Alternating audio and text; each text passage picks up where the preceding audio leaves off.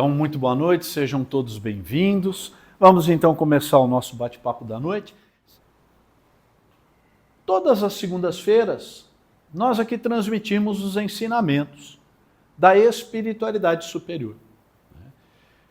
99,9% do que eu falo aqui está na doutrina. São as obras de Allan Kardec. E tudo que eu passo é exclusivamente o que está na doutrina. O meu compromisso com vocês é quando eu for dar a minha opinião pessoal, eu aviso. Falar, essa daqui é a minha opinião. Fora isso, estamos passando o que está na doutrina. Paulo, eu não concordo. É para isso mesmo que nós estamos aqui. O Espiritismo é a fé raciocinada. Aqui não existe, eu não sei, só sei que é assim. A fé é raciocinada. E Kardec, inclusive, nos lembra que o Espiritismo e a ciência devem andar de mãos dadas. E quando isso não acontecer, fiquemos com a ciência. Até hoje isso ainda não aconteceu. Tá ok? Ao contrário, muita coisa que a doutrina disse, que a espiritualidade superior nos disse, foi duvidada ainda pela ciência e depois se comprovou como sendo verdadeira. Tudo bem? Bora lá? Então vamos lá. Então, a nossa reflexão da noite, pessoal, a gente sempre começa com uma pequena frase espírita doutrinária. E a de hoje é uma frase bastante conhecida. É de André Luiz, do Espírito André Luiz, ditada pelo Espírito André Luiz e psicografada por Francisco Cândido Xavier na obra Nosso Lar. Na verdade, ela é a abertura da obra Nosso Lar. Quem não sabe o que é o mundo espiritual, quem não tem muita certeza do que é a vida após a morte, comece lendo o Nosso Lar. Mas eu recomendo, pessoal, leia o Nosso Lar. O filme Nosso Lar é maravilhoso, mas ele é 30% do livro. Há muito mais no livro Nosso Lar. E aqui vai mais um alerta para espíritas estudantes e para não espíritas estudantes. A obra de André Luiz, os 12 livros de André, não são romances, como muita gente fala. Eu li um romance espírita. Não são romances. Eles são depoimentos. Eles são uma descrição documental de tudo que o Espírito André Luiz foi aprendendo na erraticidade, que é o plano espiritual. Tá ok? Então, quanto mais a gente conhece do livro dos Espíritos, mais a gente vai descobrir no livro Nosso Lar. Quer ver? Vamos lá na frasezinha de hoje. A vida não cessa. Ainda tem gente que não acredita nisso. Muita gente ainda fala, morreu, acabou. Morreu, não tem mais nada. Né? Mas André Luiz começa com essa frase. A vida não cessa. Ele achou que cessava. Ele era médico, sanitarista no Rio de Janeiro e ele tinha certeza que a vida acabava.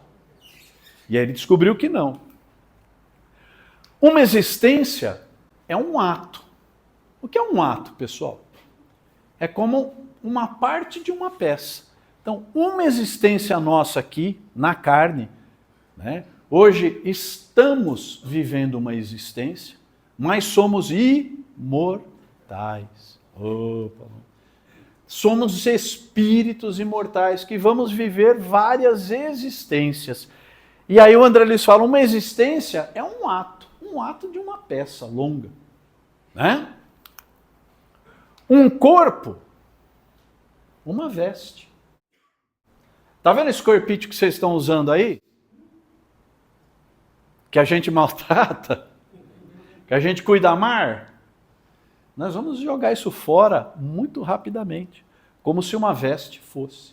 E é uma veste para o espírito. Eu gosto de brincar, né? É um escafandro para o espírito mergulhar aqui na matéria. Sabe o que é um escafandro? Aquela roupa de mergulhador, pesada, restringe, você não consegue fazer tudo o que você quer nela. Isso é o corpo para o espírito. Tudo bem? Um corpo, uma veste.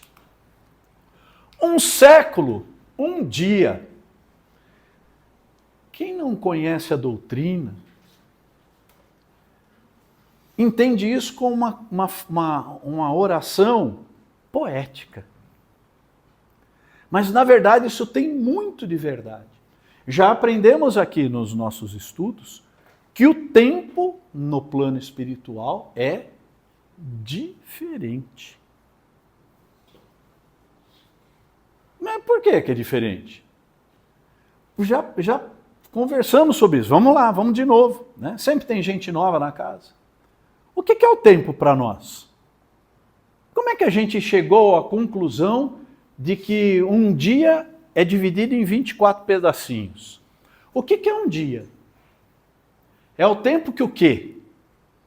Que a Terra leva para dar uma volta sobre si mesmo, não é? Aí alguém chegou e falou assim, vamos dividir esse negócio, vamos chamar de tempo e vamos dividir em 24? E isso nós vamos chamar de horas. Ok? Tá. E quanto tempo leva para o planeta dar a volta? Vocês estão... quanto? Translação. Tá, e quanto tempo leva a Terra para dar a volta no Sol todo? Um ano. Vocês perceberam que é tudo com relação ao quê? A Terra. Aí eu te pergunto, e se eu não estou na Terra?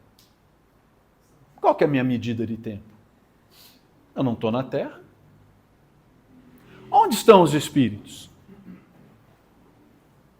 Está entendendo? Porque ele fala que um século é um dia. Tá? O tempo é relativo para os espíritos e para nós. Tudo bem? Paulo, mas não... bacana, entendi. É por isso que muitas vezes as pessoas vêm até as casas espíritas e querem saber dos seus entes queridos que acabaram de falecer. E algumas pessoas inadvertidas falaram, pelo amor de Deus, ela acabou de desencarnar, dá um tempo. O tempo é relativo, gente. Ok? Da mesma forma que alguém pode buscar um auxílio espiritual de um ente querido que desencarnou há muitas décadas e receber a notícia. Falei, então, inclusive ele está aqui. Mas... O tempo é relativo. Ok? Um serviço é uma experiência. Que serviço é esse que André Luiz fala? É o trabalho. É o trabalho de caridade. É o trabalho espiritual. Ele está se referindo ao serviço lá na erradicidade, mas isso serve para nós também. Né? Um serviço é uma experiência. E a experiência serve para a gente aprender. Tudo bem? Vocês tinham pensado em tudo isso quando leram o livro? Quem leu o livro? Um triunfo é uma aquisição. Uma vitória, pessoal, não é algo para se orgulhar. É algo que nós conquistamos. É uma aquisição. Olha que maneira diferente de ver, né? Uma morte é um sopro renovador. É um sopro que tira a veste do corpo. É um sopro que gera uma nova experiência. Não é? A vida não cessa. E aí ele fecha com chave de ouro. A vida é fonte eterna.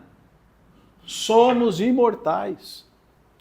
Cada um de nós aqui fomos vamos lá, boa notícia da noite, né? Todo mundo gosta de ouvir isso quando eu falo, né? Eu vejo os olhinhos de vocês brilharem. Houve um momento na existência de cada um de nós onde nós tivemos um contato íntimo com Deus. Um momento em que fomos criados pessoalmente por Ele. Únicos. Únicos no universo. Cada um de vocês, de mim, dos irmãos que aqui se encontram, são espíritos únicos no universo inteiro. Quantas estrelas tem no universo? Trilhões e trilhões de galáxias. É muita coisa, gente. É muita coisa. Não é? A vida é uma fonte eterna. E a morte é o jogo escuro das ilusões. Essa frase não é espírita, mas eu acho que ela vem bem a calhar. É de um escritor chamado Richard Beck. É um cara que escreveu um livro que foi muito famoso quando eu era jovem, chamado Fernão Capelo Gaivota. Mas há um outro livro em que ele fala a seguinte frase. Ele está falando sobre a vida e sobre a morte. E o cara não é espírita, né? Mas ele usou a seguinte frase no livro. Ele falou assim, o que a lagarta chama de morte, o Criador chama de borboleta. Entenderam? O que nós chamamos de morte, o Criador chama de espírito. Tudo bem? É assim que começa o livro Nosso Lar. Dúvidas? Perguntas? Divergências? Então vamos seguir. Então vamos lá, pessoal. Então vamos retomar então o nosso livro dos Espíritos. Estamos lá na parte 4ª do livro, falando das esperanças e consolações. Estamos lá no capítulo 1. Vamos encerrar hoje o capítulo 1, das penas e gozos terrestres. Mais especificamente, nós estamos falando do desgosto da vida e do suicídio. Então nós devemos encerrar o suicídio, né, e começar o capítulo 2. Acho que ainda hoje a gente consegue. Tudo bem? Então vamos lá. Questão 954. Só para fazer uma chamadinha, nós estávamos na 953. Vocês lembram? Foi aquela pergunta que deu bastante discussão aqui, quando o Kardec falou assim, tá, mas e se a pessoa está com a morte determinada? E sabe que vai morrer, é só uma questão de tempo. Eu não posso antecipar um pouquinho e reduzir o sofrimento? Vocês lembram disso? Qual foi a resposta? Não. Ah, mas por quê? Porque Deus gosta de ver a gente sofrer? Não. Porque talvez um arrependimento num último segundo de sopro de vida possa lhe poupar várias encarnações. Tudo bem? Então vamos lá. 954. Aí o Kardec continua, né, perguntando aos espíritos superiores. Mas será condenável uma imprudência que compromete a vida sem necessidade? Porque estamos falando no suicídio, estamos falando das mortes acidentais, das mortes por desgosto, daquele cara que quer se matar para evitar vergonha para a família. Tudo isso Kardec colocou. Não foi? E agora ele pergunta essa daqui. Falei, e será que é condenável também uma imprudência que compromete a vida sem necessidade? E aí? E aí? Todo mundo fala assim, assim o quê? É condenável. Condenável. Mas é por escolha. Assumir o risco. Ó, vamos lá. Lembre-se que Kardec era professor. Né? Professor é literal, não é isso, Fernanda? Literal. Será condenável uma imprudência que compromete a vida sem necessidade? O que é uma imprudência, pessoal? O que é imprudência? Um ato inconsequente. Você não pensa naquilo que pode acontecer. Que mais? Vamos tentar entender o que é uma imprudência. Dirigir pilotar um avião sem saber. É uma imprudência? É uma ação sem pensar. Uma ação sem pensar. Dirigir em alta velocidade, sem ser o Ayrton Senna. Ele também morreu. Né? E na curva, hein? Na tamburelo. Né? Você viu que falaram isso aí? Oi? Um médium falou que ele era um centúrio. Olha isso, e é um médium. Não sei de onde é. Que ele morreu lá, que lá era onde ele escravizava, sei lá. Aquela história que aparece. Ô pessoal, foi muito bom ter falado isso. Vai aqui a dica da noite. Toda e qualquer mensagem psicofônica ou psicografada por qualquer médium deve ter necessariamente o nome do médium, a casa da onde essa mensagem saiu, a data e o horário da sessão. Se não, é fake. E o que tem de mensagem dessa, basta morrer um famoso. Né? O nosso pai, a nossa mãe, ninguém manda carta para nós, psicografada, né? Mas o Chorão, né? A Cássia Eller. É interessante, né? São só pessoas famosas. E aí tudo bem, né? É possível, lógico, é possível. O que é importante? Conhecer a doutrina. Para conhecendo a doutrina, você tem uma ideia se aquela mensagem faz sentido ou não. Porque também nós aprendemos aqui. O médium estava mentindo? Não. Ele pode realmente ter recebido uma mensagem mediúnica de um espírito zombeteiro, bagunceiro. Não contei a história do óleo de cozinha? Contei já a história do óleo de cozinha para vocês. Né? Do Haroldo Dutra Dias, foi fazer uma palestra numa casa espírita, chegou na hora do passe, ele, como vocês vão ficar aqui? Ficou aqui na filinha para tomar o passe. Aí ele começou a ver as pessoas saindo do passe com a cabeça toda brilhante. E aí ele virou para um trabalhador da casa e falou assim, escuta, o que é isso aí? Ah, foi uma orientação do mentor da casa. E qual é? Passar óleo de cozinha para fixar os fluidos magnéticos. Gente, entendam, pode ter sido um espírito? Pode, muito bem. Zombeteiro. Errado é quem? O médium e aqueles trabalhadores que não perceberam que aquilo não é doutrinário. E paga esse chapéu aí, né? Então, pode ser. Bom, e aí, o que vocês acham?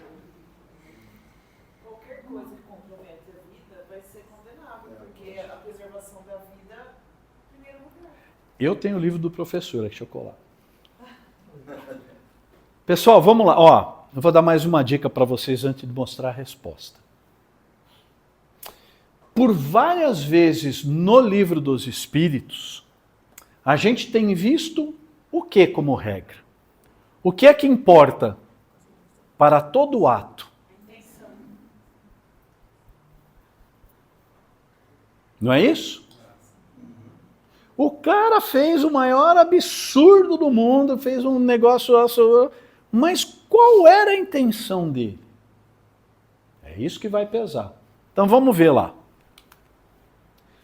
Não há culpabilidade quando não há intenção ou consciência perfeita da prática do mal. Nós não estamos falando de um tal de um Deus que é um tal de soberanamente justo, bom, misericordioso, amor infinito. Que mais? Generoso. E tantos outros adjetivos que a gente nem faz ideia, não é verdade? Poderia ser diferente? Não ensinou Jesus a cada um conforme as suas obras, disse meu Pai. Não é isso? Então, pessoal, será condenável uma imprudência que compromete a vida sem necessidade? Não há culpa quando não há intenção ou consciência perfeita da prática do mal. Paulo, mas e se ele tinha intenção? Não há, então é a culpa, né? Mas ele sabia que podia dar errado? Aí é a culpa, né? Existe imprudência sem intenção? Existe. Porque a imprudência ele está sabendo o que ele está fazendo. O piloto jamais ele vai entrar no avião se ele souber pilotar. Sim, mas vamos supor, vamos tentar imaginar uma situação. A pessoa não sabe do que está fazendo, não tem a menor noção daquilo, mas ele acha que ele vai ajudar todo mundo. Pode falar. Eu acho que uma prática diz até as regras hoje, se acontece um acidente, espera para socorrer. Antes a pessoa catava, via tudo pendurado e levava. Sou desse tempo aí. Uma dessa poderia prejudicar. Então... Né? Comentamos aqui, inclusive, sou desse tempo. Você visse alguma Braço, a pessoa caía de moto na rua, o que os caras faziam? Um pegava num braço, outro na perna, jogava no banco de trás do Fusquinha e corria pro pronto-socorro. Tinha maldade? Era o que se dizia que era bom. Você precisa fazer isso. Se não fizer isso, aí é um bom exemplo. Hoje os tempos mudaram. Né? Não, lembrei Mas- agora, por exemplo, do Ayrton Senna, né? Quer dizer, então, aquele mecânico que soldou a barra de direção dele lá, soldou mal feito, foi aquilo que causou a morte do Ayrton Senna. Então, até hoje também ninguém deixou muito claro, né, o que foi que Mas vamos aconteceu, supor que né? acontecesse isso, vai. O mecânico soldou aquilo lá da melhor forma possível. Ele não queria matar o Ayrton Senna, supondo que tivesse sido isso. Ele fez o que ele achou. Ele pode não ter até o conhecimento da liga metálica. Alguém chegou e falou, meu, solda esse negócio aí. O cara fala, tá bom, só que ele não sabe que aquele tipo de metal não pega solda. Né? E de coração, ele achou que ele estava fazendo bem. Né? Paulo, um exemplo. Se uma pessoa vai socorrer uma pessoa que está se afogando, é uma imprudência também. Se você não souber, você pode se afogar. Muitos vão junto. Exatamente. Tem até aquela expressão que eu gosto de usar muito, o abraço do afogado, né? Eu fui bombeiro, não sei se vocês sabem, e a gente aprende em socorro que se você não souber o que você está fazendo, não chegue no afogado, que você vai morrer junto com ele. É a tal da expressão abraço do afogado. Ele no desespero, ele te pega, e do jeito que ele te pega, você pode cortar a mão dele que ele não solta mais. E vai os dois para o fundo. Até tem uma técnica aí que o pessoal já ouviu falar, que é horrível, você entrar por trás da vítima e puxar pelo cabelo. Que ainda é errado, porque se ele te pegar aqui, vai os dois para o fundo. Né? Mas é o abraço do afogado. E você tem que estar bem fisicamente. Aí que falou, você está lá na praia, já tomou 4 caipirinhas, comeu uma feijoada, 8 pratos de camarão. Aí você vê alguém se afogando e fala, eu vou lá salvá-lo. Eu conto ou vocês contam para a viúva? Vai ficar os dois, né? Acontece muito, viu, gente? Tudo bem aí? Vamos seguir. Podem ser consideradas suicidas. Essa aqui a mulherada vai adorar. Pena que a Patrícia não está aqui, ela vai ver no vídeo. Podem ser consideradas suicidas e sofrem as consequências de um suicídio as mulheres que, em certos países, se queimam voluntariamente sobre os corpos dos maridos. Esse é um costume da época ainda da colonização britânica na Índia. Né? É um costume chamado Sati ou Suti. Esse costume do norte da Índia e do centro da Índia dizia o seguinte, quando o marido morria, lá eles têm o hábito de incinerar, né? Faz uma pira de madeira e incinera. E era costume cultural que a mulher tinha que se jogar na pira junto. tudo que os pertences dele, né? Então era Exatamente. Vocês não acham certo isso aí? Gente, aí que eu falo para vocês quando vocês dizem para mim, né? Falou, Paulo, o mundo está piorando. Nós já melhoramos bastante. Nós já estamos melhorando. Ainda temos muito para melhorar, mas já melhoramos muito, hein? Muito, né? Era uma questão cultural. Isso foi proibido pelo governo britânico, foi proibido, porque era uma questão cultural, tá? E aí?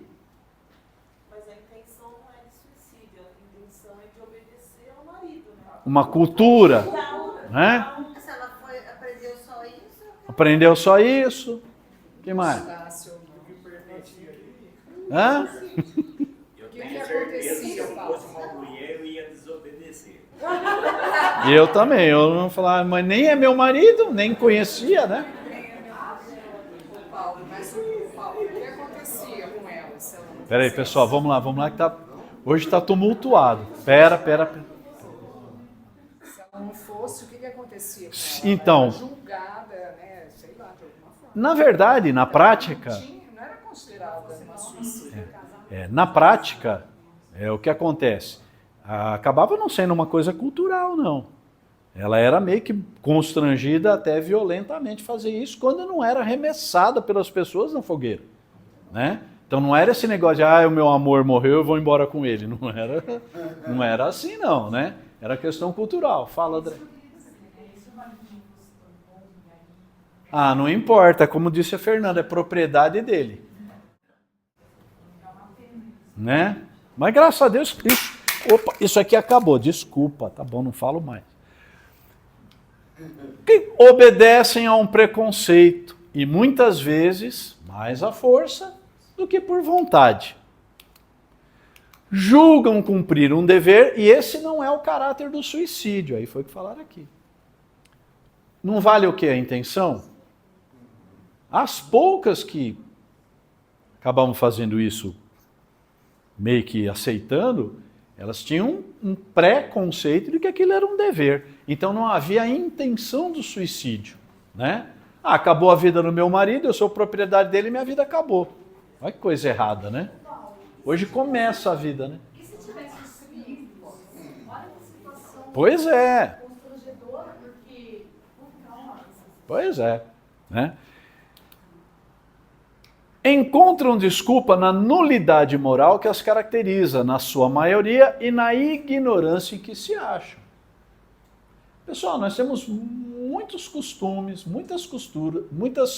em muitas culturas de vários povos, inclusive na atualidade, que ainda são bestiais. Né? Ainda são muito toscos, né, na nossa linguagem de hoje.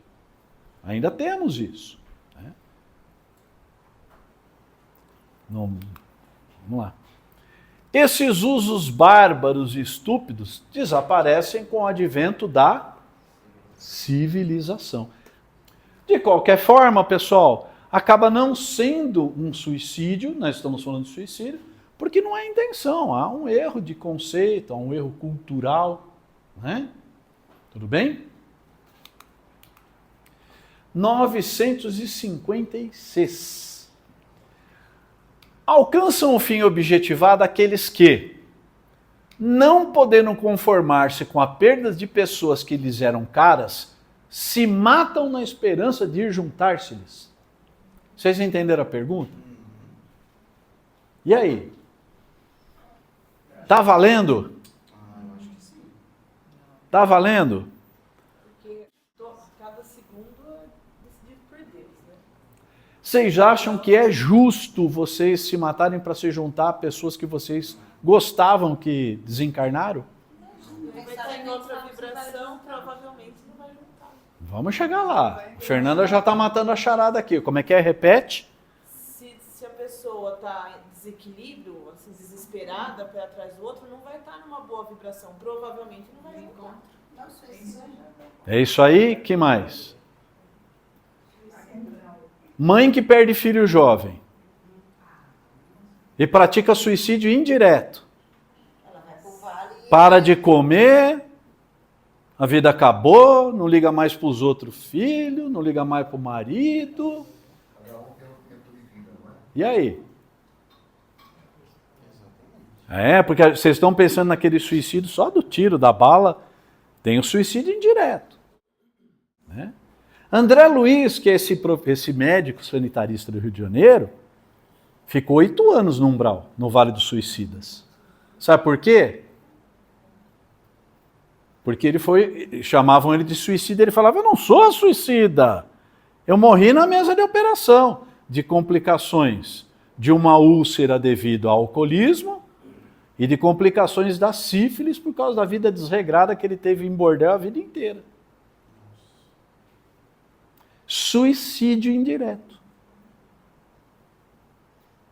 Ok? Aquele que fuma em demasia, aquele que não se cuida, aquele que se entrega.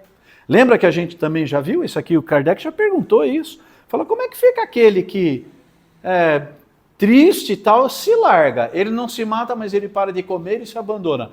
É suicídio, pessoal. É suicídio. Ô Paulo, esses dias eu vi um caso aí, nem aprofundei, mas e a pessoa que provoca o suicídio indireto em outra? Aí, já vimos isso também na questão.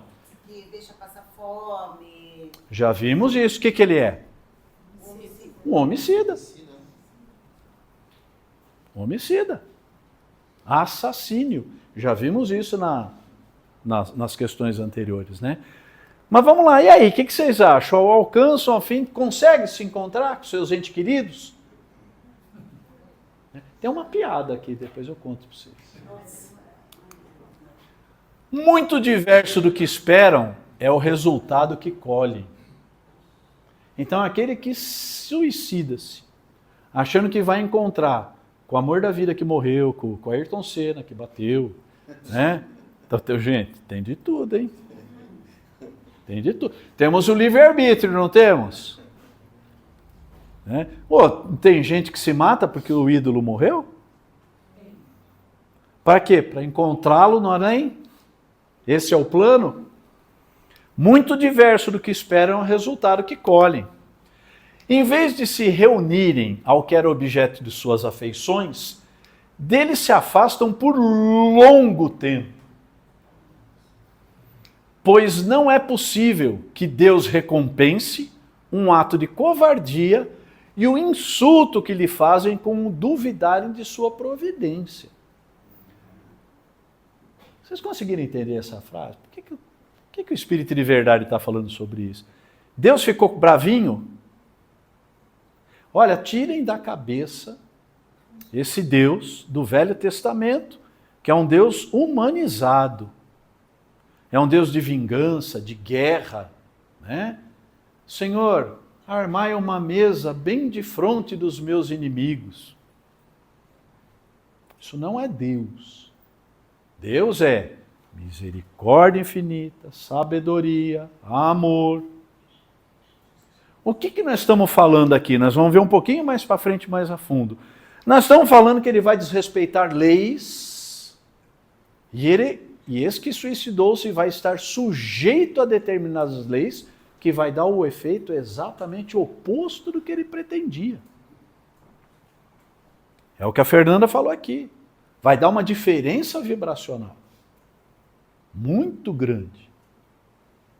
Não é? Pagarão esse instante de loucura com aflições maiores dos que aqui pensaram abreviar, e não terão para compensá-las a satisfação que esperavam. Todo aquele que pratica o suicídio, pensando que vai escapar de uma situação, melhorar a sua situação, ou buscar uma situação melhor, está redondamente enganado. Tá? E nós falamos já um pouquinho sobre isso energeticamente, e temos uma questão que vai falar sobre isso aqui um pouquinho mais para frente. Deixa eu ver se é agora. Aqui.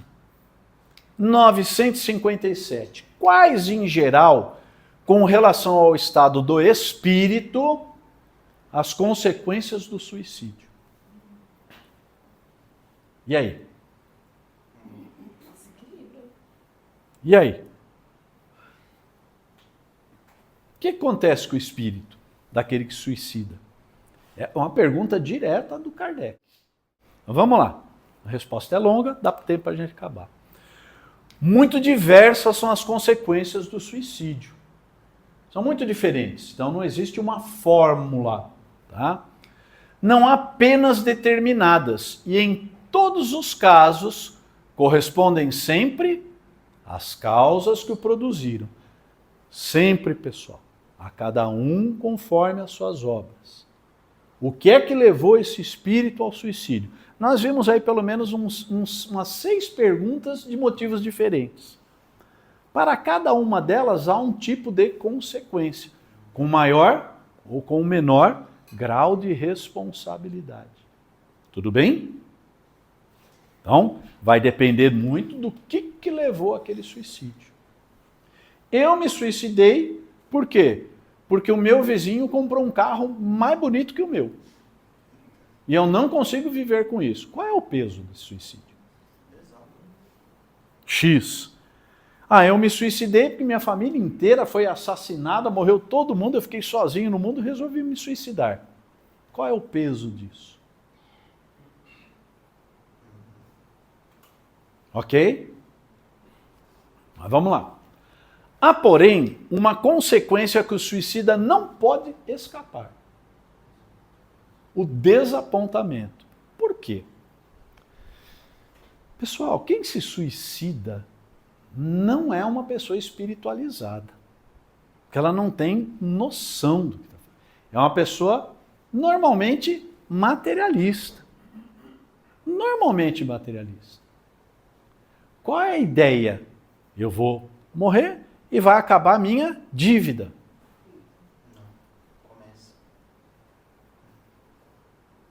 Eu vou morrer e os meus problemas vão desaparecer. Chega na erraticidade e descobre que os problemas, as suas tristezas, as suas aflições, suas angústias continuam juntinho de você na sua cabeça. Com um agravante. Vamos chegar lá.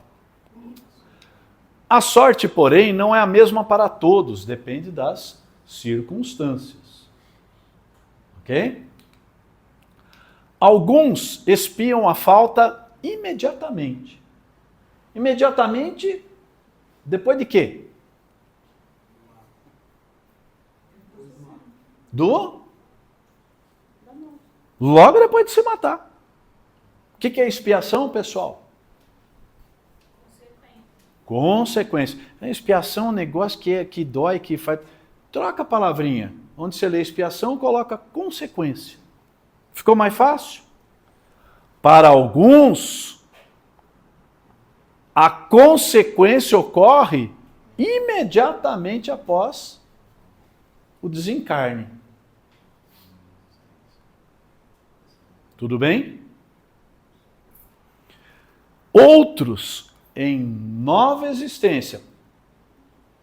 Nós somos reencarnacionistas, pessoal. Se você não conseguir acreditar em reencarnação, vai ficar muito difícil de você entender muita coisa na vida. Vai ficar muito difícil de você justificar e explicar muitos acontecimentos da vida. Ok? Oi? Quando você falou uma vez que a pessoa morre, ela fica no estado Perturbação. Então, o suicida não fica, ele já é... Espera só o próximo slide. Aguenta aí, segura a pergunta aí. Que será pior do que aquela curso interromperam. Ok? Tudo bem? A observação realmente mostra que os efeitos do suicídio não são idênticos. Tá? Para quem tiver curiosidade, há um livro muito bom, escrito por uma médium, Dona Ivone do Amaral Pereira, especializada em resgate de espíritos suicidas, porque ela mesma foi suicida por várias vezes. E tem um livro que fala muito sobre as aflições dos suicidas, tá?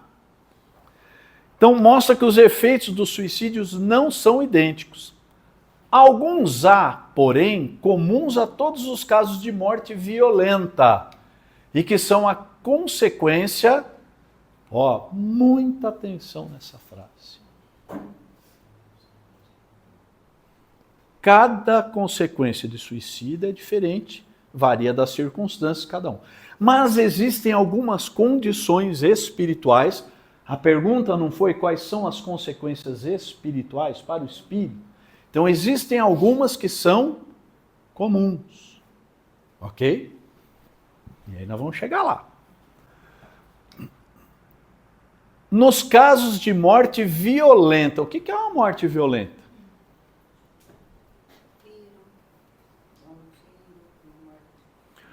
Qualquer ato que ceife a vida contra a natureza.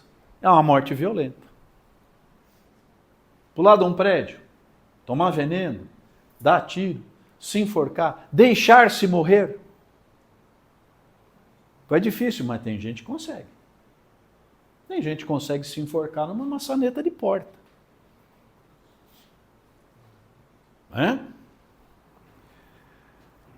são consequência da interrupção brusca da vida. Vamos lá. Primeiro, a persistência mais prolongada e tenaz do laço que une o espírito ao corpo. Pausa. Pausa aqui. O que é esse laço que une o espírito ao corpo? Cadê os médios das aulas aí? Vai ter chamada oral. Quem não responder correto vai receber um obsessor no trabalho. Pessoal, lembra que eu falei com todo mundo aqui? Não, princípio vital. Lembra que a gente estudou aqui perispírito, falamos um pouquinho, estudamos na escola de médiuns, né? E temos lá o princípio vital. O que é o princípio vital? É como se fosse a tua bateria. O teu espírito, quando incorpora, quando encarna nesse corpo, ele recebe uma energia chamada princípio vital. Esse é o laço que une o espírito ao corpo. Ele tem um tempo determinado, ele tem uma programação para a nossa vida. Tudo bem? Olha que interessante. Por estar quase sempre esse laço na plenitude de sua força, no momento em que é partido, quando a morte é violenta, contrária à natureza. Esse fluido, esse laço, esse princípio vital está bombando. A bateria do Paulão está 100% e o Paulão suicida-se. Mas a bateria, esse princípio vital que une o espírito ao corpo está a 100%, a 80%. De sua força no que é partido, ele está na plenitude. Ao passo que no caso da morte natural, ele vai se enfraquecendo gradualmente, lentamente, e muitas vezes se desfaz antes que a vida se haja extinguido completamente. Nós temos um livro chamado O Código Penal da Vida Futura, né? E nesse livro, que é um dos livros doutrinários, há uma segunda parte, uma série de depoimentos. De novo, pessoal, não é romance, não é narrativa. São depoimentos de espíritos que desencarnaram bem, mais ou menos, e mal. Em razão do quê? Disso aqui.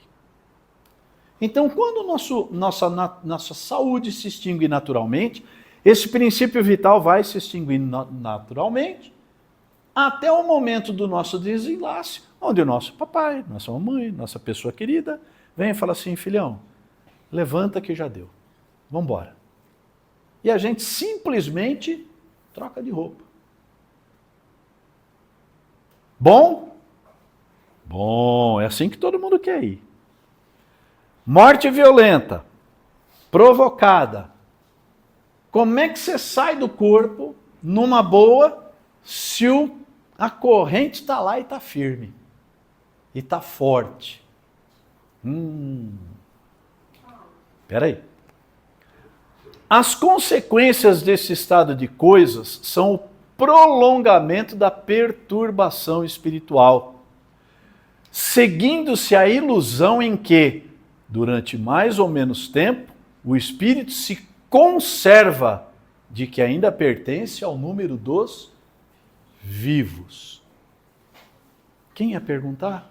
Só um segundinho, só complementar isso aqui, depois senão eu vou me perder, senão ele não para de soprar. O que é essa perturbação espiritual? Esse estado de perturbação. Todos nós, o dia que desencarnarmos, que abandonarmos esse corpo, por uma misericórdia de Deus, para não termos o choque da passagem da vida da matéria para a vida espiritual, passaremos por essa tal de perturbação espiritual. Essa perturbação vai variar de pessoa para pessoa, de acordo com o quê? Com o seu entendimento, com a sua fé, com a sua crença, ok? Ela pode ir de algumas horas, até alguns séculos. E o que é essa perturbação? Você fica meio bobinho. Você fica meio bobinho. Você olha assim, você fala, nossa, gente, peraí, eu estava fazendo palestra, mas eu estou caído aqui no chão, está todo mundo preocupado, o que será que aconteceu? E você está se vendo. Isso é perturbação. Misericórdia de Deus. Dali a pouco chega do meu lado, o padre Antônio Maria, meu mentor, falou, então, Paulão, parece que você caiu aí, né? Acho que eu caí, né? Mas o que aconteceu comigo? Eu caí? Vamos fazer o seguinte, vamos lá para as cabines comigo? Vamos, tá bom. Entendeu? É assim que a maioria de nós irá passar. Muitos não vão nem perceber que desencarnaram. Muitos. Fala, André. Só para lembrar que esses casos que você está passando para a gente está no livro Céu e Inferno. No Céu e Inferno, isso. Exatamente. Que tem lá um capítulo que é o Código Penal da Vida Futura. Tal. É o livro O Céu e o Inferno. Muito obrigado, André. Tem a segunda parte, ela tem todas essas... Vai lá, lê as historinhas. O espírito se conserva ainda que pertence ao número dos vivos. O que é que o espírito tem a mais absoluta? Gente, o princípio vital não continua ali? Ele não está forte? Ele não é uma energia forte? Ele está ligando o espírito aonde? Ao corpo. Ao corpo. Nossa, parece filme de horror? Parece filme de horror. Culpa é de quem? É castigo de Deus? Suicidou-se de forma violenta? Nós já falamos para vocês que ocorre o efeito do loop. A pessoa, enquanto durar esse princípio vital, ela fica ligada ao próprio corpo, sentindo os efeitos do seu suicídio. E vai, e vai, e vai, e vai. Até esgotar, ou até que mediante preces, arrependimento e entendimento, esse espírito esteja em condições de ser resgatado, como nós já fizemos em trabalhos mediúnicos aqui dessa casa. De descer lá no Vale dos Suicidas, né? Recuperamos uma pessoa que havia se enforcado e ainda estava na corda. Há quanto tempo? Por causa disso. Tudo bem? Nossa, Paulão, eu vim aqui achando que ia sair bem hoje da casa. Pessoal, esse é o lado ruim. Mas quantas pessoas se suicidam? É importante a gente falar isso, porque as pessoas que se suicidam não têm noção do que estão fazendo. E olha, lamento dizer, eu já disse a vocês, perdi o meu melhor amigo por suicídio há pouco tempo. E eu sei que ele não está bem. Porque eu conheço a doutrina. O tempo é diferente, pode ser que já tem... Mas não tem jeito. É lei, pessoal. É lei. Veja, nós não temos um Deus ou espíritos que ficam sentados na cadeira falando, você vai lá, você... Não, são as leis. Você foi contrário à lei? Acontece isso daí. Tudo bem?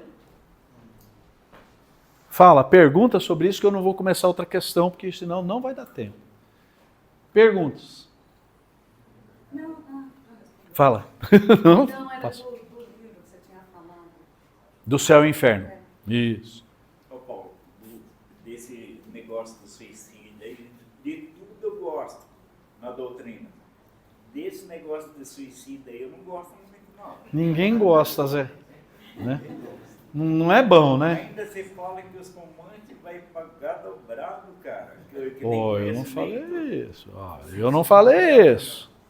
Não disse isso. Não mate o mensageiro. É a doutrina que diz, né? Então você acha que eu vou aceitar assim de boa? Não, Pois nossa, é, né? cara. Por isso que eu parei, Zé. Parei de fumar faz tempo, hein? Se depois vier. Pessoal, pergunta. Pode perguntar qualquer coisa. Não? Fala, Carlos. Você acabou de falar, né, do... Deixa eu ver se eu consigo me explicar. O cara fica, né, Em loop. vital, fica em loop, né? Aham.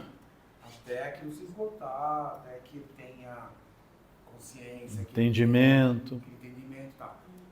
Mas ele tem que reencarnar e cumprir a missão dele. Isso aí, né?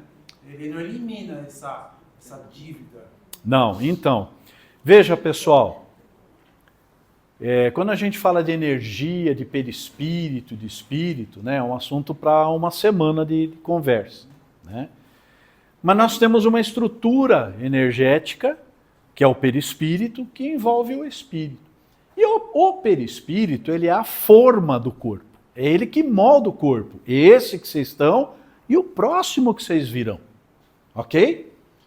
Quando você pratica um ato, vamos dar o exemplo, quando você faz um disparo de arma de fogo na cabeça, você causa pela violência da ação uma deformação no perispírito, ok?